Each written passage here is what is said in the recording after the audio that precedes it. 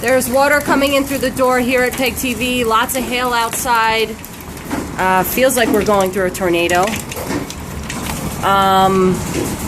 Tons of hail, as you can see. The water is actually just settling down right now. It was blowing southward at a really high speed. This is pretty scary. As you can see, and I'll open the window. Well, maybe not. It's a bad idea. But there's a puddle right in the middle there of the house center.